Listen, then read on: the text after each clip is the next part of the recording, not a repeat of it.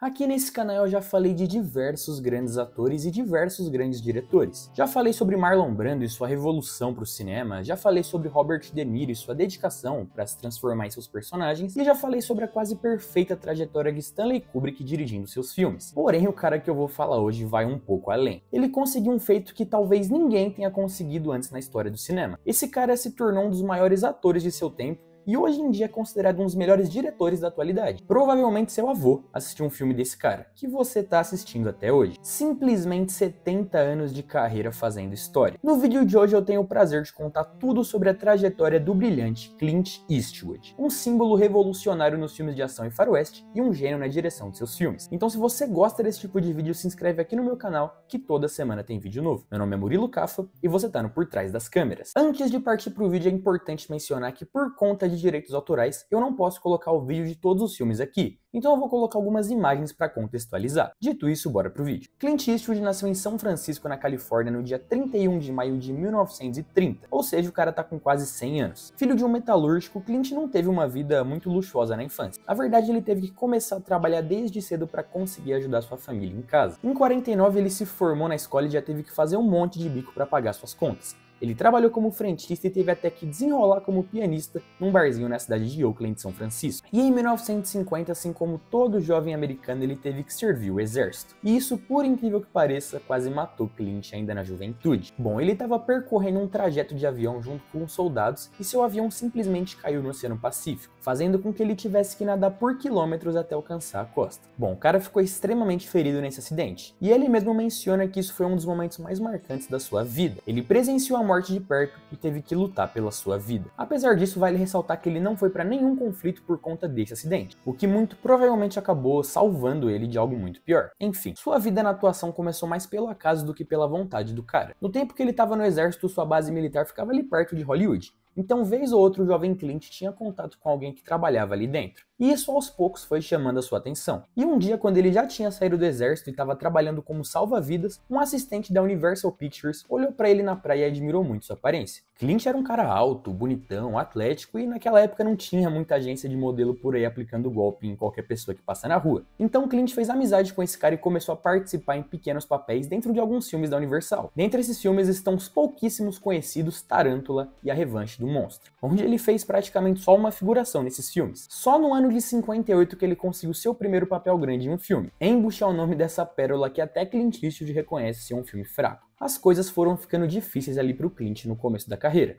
Então ele decidiu ir pra TV, onde ele fez a série Rawhide, outro trabalho do qual ele não gostou. Mas até aí tudo bem, né? Mal sabia ele que na década de 60 ele ficaria marcado na história do cinema por conta de seus papéis. Enfim, Clint estava desanimado com sua carreira e sabia que era hora de mudar o rumo das coisas. Ele não queria ser visto só como um astro juvenil de televisão, nem só fazer ponta num filme pequeno. Ele queria que sua carreira fosse grande, bem maior do que aquilo. Foi quando ele decidiu olhar para outro mercado fora dos Estados Unidos. E por sorte, ou por ironia do destino, o grande diretor italiano Sergio Leone estava procurando um ator americano para estrelar seu novo filme, por um punhado de dólares. E quando ele assistiu Clint Eastwood em sua série na TV, ele não perdeu tempo e chamou aquele cara para o seu filme. E bom, Clint já não tinha nada a perder, fez suas malas e foi em busca de se tornar a estrela que ele sonhava. E, bom, por um punhado de dólares foi simplesmente um dos maiores filmes da sua época. O filme acompanha um pistoleiro sem nome que chega numa cidadezinha na fronteira do México com os Estados Unidos. E ele percebe que essa cidade é dominada por duas famílias, os Rojos e os Braxters, que vivem em guerra e causam pânico na cidade. Então esse pistoleiro decide entrar no jogo e ajuda as duas famílias secretamente,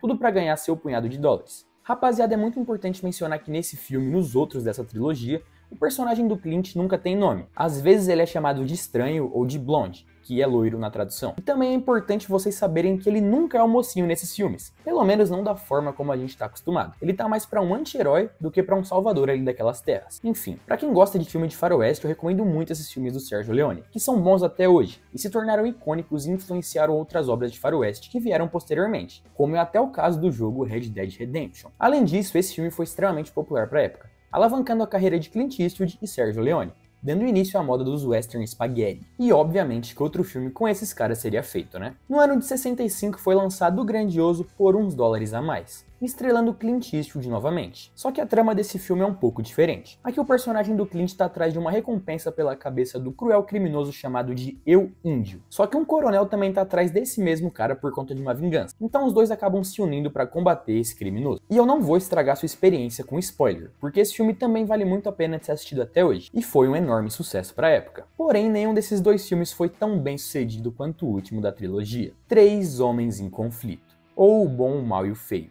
Rapaziada, esse filme aqui é um dos melhores já feitos na história do cinema. E eu não tô exagerando. Você pode assistir hoje em dia tranquilamente que vai ser uma experiência marcante de qualquer forma. A história se passa durante a Guerra Civil Americana.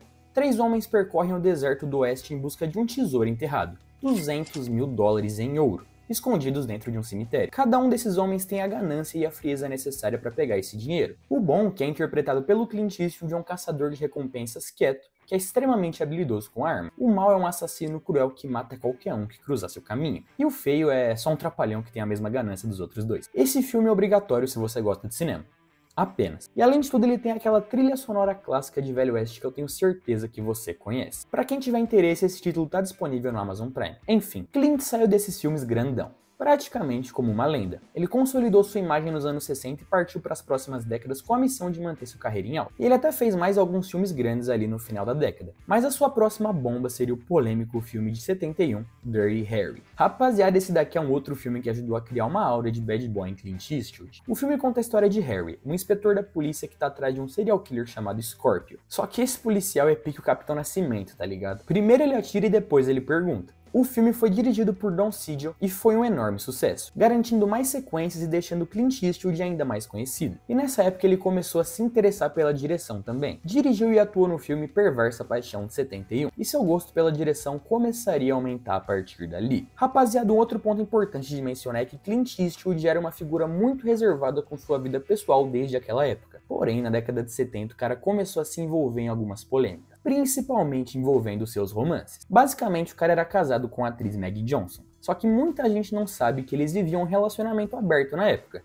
Pelo menos na parte dele. Porque o cara traiu essa mulher inúmeras vezes, rapaziada. E além disso, engravidou várias mulheres fora de seu casamento. Ele teve o total de 8 filhos com 6 mulheres diferentes. Só que na época não existia Choquei ou Léo Dias. Então meio que as pessoas não caíam matando ele por conta disso. Mas pô, é zoado do mesmo jeito. Clint estava no auge com Dirty Harry na década de 70. E em 79 ele fez o grandioso filme Alcatraz, onde ele interpreta o prisioneiro real Frank Morris, que planeja fugir da prisão mais segura do mundo. Esse é outro filmaço do cara. Eu tenho certeza que se você já assistiu Prison Break vai gostar desse filme. Em 80 ele continuou seu legado fazendo papéis de aventureiro solitário e estrelou grandes sucessos como Firefox e Cavaleiro Solitário. Esse último foi um sucesso na crítica e colocou Clint Eastwood de volta no faroeste como nos velhos tempos. Porém, a década de 80 foi importante para o ator começar a fazer uma transição em sua carreira e aos poucos se consolidando como diretor. Em 1988 ele dirigiu o elogiadíssimo filme Bird, que conta a história do gigante Charlie Parker. Esse filme foi indicado a algumas categorias em Cannes. Enfim, em 90 o cara simplesmente deu uma virada em sua carreira. O cara que era um astro da ação que muitas vezes era subestimado enquanto ator, mostrou que na verdade era um grande gênio. O filme Os Imperdoáveis colocou Clint Eastwood num patamar diferente. E a história desse filme é a seguinte: em 1880, no vilarejo de Wyoming, as prostitutas oferecem uma recompensa de $1000 a quem matar 2 cowboys que desfiguraram o rosto de uma delas. Essa notícia chega lá no ouvido do Clint Eastwood, que já estava meio velho, mas sabe como é que é, né? Sempre tem que buscar uns dólares a mais. E o filme vai mostrando essa jornada desse pistoleiro atrás desses caras que cometeram esse crime. É um outro filmaço que tem uma excelente atuação pela parte do Clint, que chamou muito a atenção da crítica, e também tem a direção magnífica pelas mãos dele. E rapaziada, esse filme foi um enorme sucesso. Ganhou o Oscar de melhor filme e deu pro Clint o Oscar de melhor diretor. Assim, logo de cara. E se você tá gostando desse vídeo até aqui, deixa o like e se inscreve aqui no meu canal, que agora tá com muita coisa nova por aqui. Além disso, eu vou deixar o arroba do meu Instagram aqui embaixo, caso você queira me seguir em alguma outra rede social e trocar uma ideia por lá. Enfim, a década de 2000 continuou sendo próspera pro agora senhor Clint Eastwood, que simplesmente recebeu uma música lendária com seu nome, feita por uma das bandas mais marcantes do rock nos anos 2000, que foi Gorillaz. Eu não posso colocar a música aqui por conta do direito autoral, mas é basicamente a música mais famosa que essa banda já fez.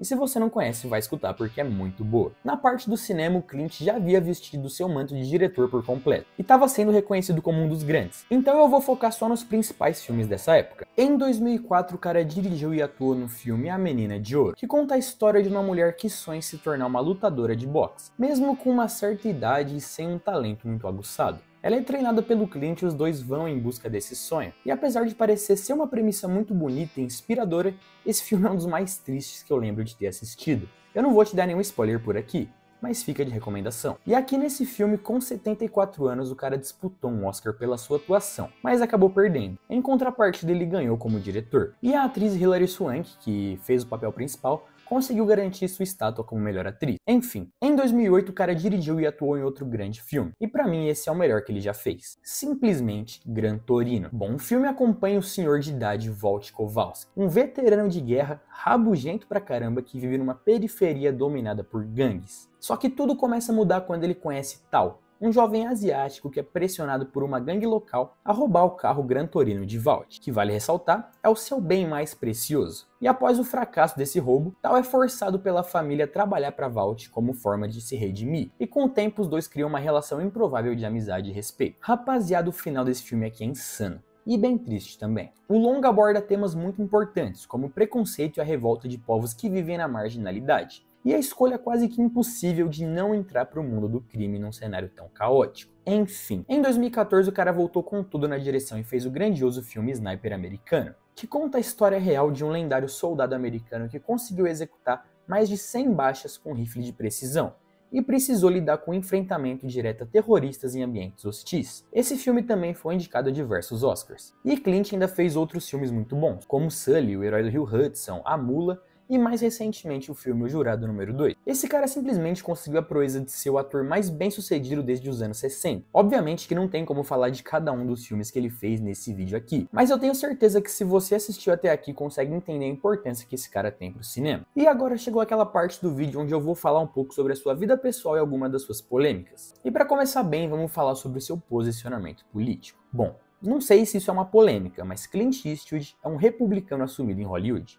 E talvez você não saiba, mas nos Estados Unidos existem dois maiores partidos que disputam as eleições, os democratas e os republicanos. Geralmente grande parte da classe artística é democrata, que falando de forma chula seria considerada a esquerda lá nos Estados Unidos. Só que o Clint foi na contramão e se declarou republicano, mano, criticando Barack Obama em seu governo e inclusive apoiando Donald Trump para as eleições. Ele, apesar de ser extremamente respeitado em Hollywood, atraiu diversas críticas dos seus colegas por conta disso, já que, como eu disse, a maioria da classe artística é democrata. O Clint é visto também como aquele velho bem conservador lá nos Estados Unidos, coisa que é bem raro de se ver, ainda mais tratando de um ator. E uma outra polêmica que ele se envolveu, como eu mencionei lá atrás, foi com relação a seus casos fora do casamento, que geraram vários filhos. Clint demorou para reconhecer a paternidade de alguns deles, e apesar de ser reservado, a impressão que passou é que sua vida pessoal era bem caótica. Clint Eastwood, apesar de tudo, se consolidou como um dos maiores nomes da história do cinema. Só pelos comentários em alguns dos meus vídeos dá pra ver que ele segue sendo muito popular até hoje. Com 95 anos, Clint ainda tá nativo e segue exercendo sua paixão pelo cinema. Seus filmes já entraram pra história e seu nome e seus personagens se tornaram um símbolo gigantesco. E é por esse motivo que Clint Eastwood é tão importante pra história do cinema. Bom, rapaziada, esse foi o vídeo, eu espero muito que vocês tenham gostado. Eu peço muito para que vocês deixem um like e se inscrevam aqui no meu canal.